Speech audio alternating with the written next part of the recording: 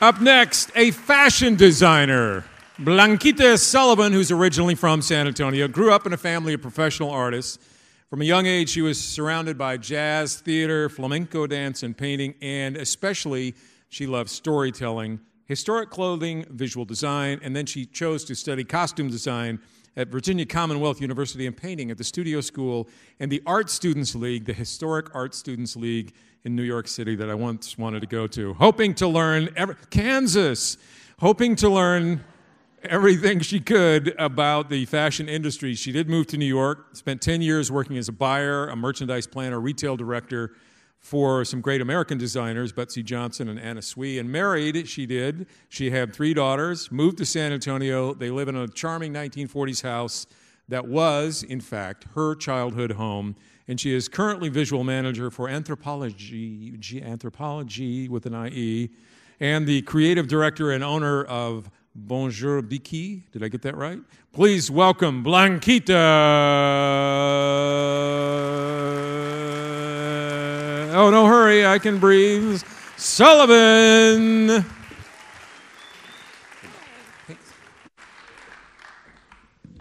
Hi.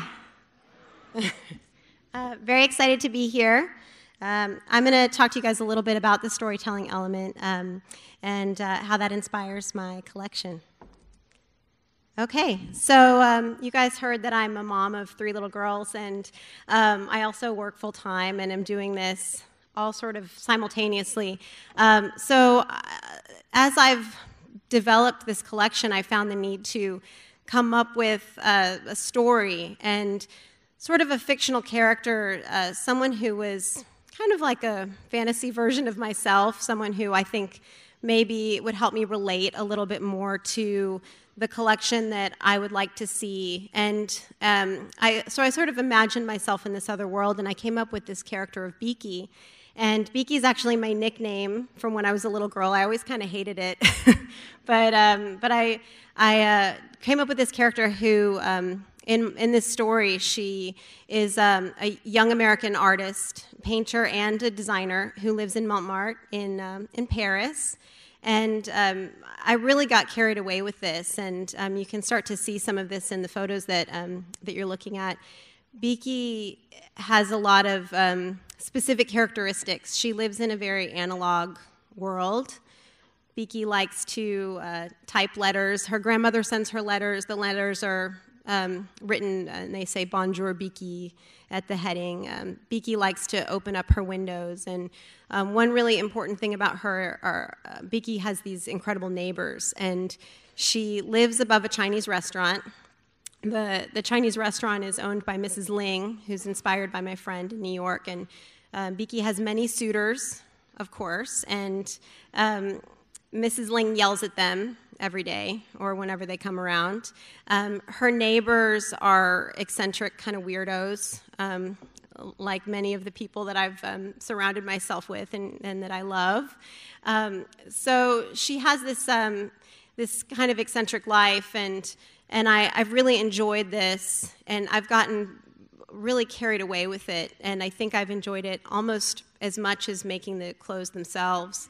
So I think the question has become for me through this process, how do I translate this so that other people can understand it? And so a lot of this has come through in the photography and the process of these photo shoots and the styling. So you'll see in these photos that really this story that I came up with is probably a lot closer to my life than I think maybe I originally intended, but all of these photos are shot in San Antonio, in my neighborhood that I just adore. I love my neighbors and my neighborhood. This is my sister in this photo, and I use my family a lot. I use their houses. I use their backyards. I use my daughters in a lot of the photos, my husband, my brother, and this here is my studio. So I spend a lot of time thinking about how I can translate this idea into pieces, like through the through the silhouette, maybe, through the combination of prints and colors, and all of this together with the photography to help tell this story. And I really could talk to you all about that process probably for another 20 minutes or more. The patterns and all of the fit has been such a labor of love. But what I really want to tell you about is this surprise that came to me about a year ago. I had this discovery that is kind of amazing. So you all now know a little bit about this background of how I came up with the concept of Beaky. Well, about a year ago, and I'd already been in this process for a couple of years working on it, I did a Google search, Bonjour Beaky, trying to see if anyone has written any fabulous blog posts about me, which I did not find. But there's Eva, one of my girls. So I did find this song, and it was all the way down at the bottom. You know, I scrolled through a bunch of stuff, and there's this song written, and it says, Bonjour Beaky, bonjour. So I think, well, this is kind of interesting. There's a song, Bonjour Beaky. So I look it up, and it turns out that there was another Beaky. And let me just tell you a little bit about this person. This other Beaky was an artist. Her name was Suzanne Valadon. And if any of you are art students, you might recognize her name. She turned out to be a pretty famous female painter from Paris in the 1890s. So Suzanne Valadon is named Beaky because she had a really wild love affair with Eric Satie, the very famous composer, and he wrote a love song to her as a sort of greeting, and the song was called Bonjour Beaky, bonjour. Beaky lived in Montmartre in Paris amongst many artists. She was a seamstress and a painter, and she was also a model for Renoir and Degas and Toulouse-Lautrec and many other artists of that time. And as I studied this more and more, I started looking at these paintings of her, the paintings that Renoir did in particular, and realized that these paintings had been hanging in my bedroom, or the prints, rather, had been hanging in my bedroom when I was a little girl, and I'd been looking at her most of my life without realizing it. And I also discovered that she studied many of the artists that painted her, and they taught her a lot of what she knew. I realized that I had studied all of those artists and copied all of the same things that I think she had copied when she was learning, and it was just this remarkable discovery for me. So this is her self-portrait. Next to not a picture that I posed for exactly. I mean, it was a picture done, I think, maybe a full year before I found this. So it's, you know, it could be something, it could just be a fun story, but I do think that for me it says that maybe I'm doing something that I should be doing, which is very reassuring.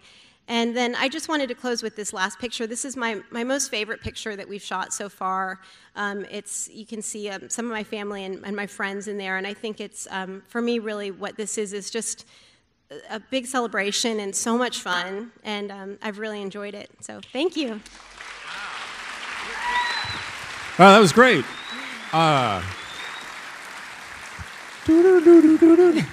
Okay, so did you ever go back and find out why those prints were up at your house, or if there was a connection? My mom was an art student, and she loved Renoir, and she actually went on a trip to D.C. At one point when I was really young, and she went to one of the museums and bought a lot of prints for me, and they just happened to be those prints. Did she know Beaky was the nickname of this person? No, none of us knew. No one until I found this out. So. Now, how did you react to that? Are you a little creeped out, or how did No, I think it's really cool. I think it's cool too, yeah. but I just didn't know if people are afraid to get around you or something.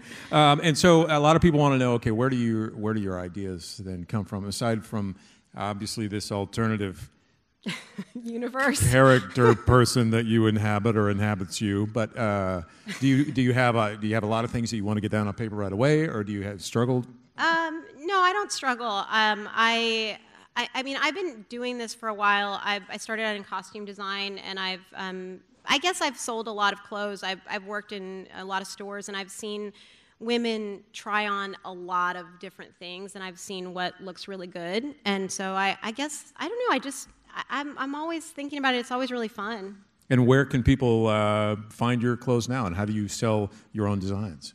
So I have a website, bonjourbiki.com, which I think maybe you guys will remember the name now. Occasionally I will have pop-up events. So if you follow me, you'll see when I've got an event. And do you go by to your friends Biki or Blanquita? My family, they call me Biki, but mostly my friends call me Blanquita or BQ. Okay, well, thank you very much. Give it up for it. And can we do a story with you? Yeah. I'd like to do a story with all these people, but that's, like you said, that's a cool story. That is wild. That is, okay. I'm guessing that Inside Edition or something is going to do a story on that before we do, but if you don't mind. She did a great job, didn't she, your mom? Yes, she did. Okay.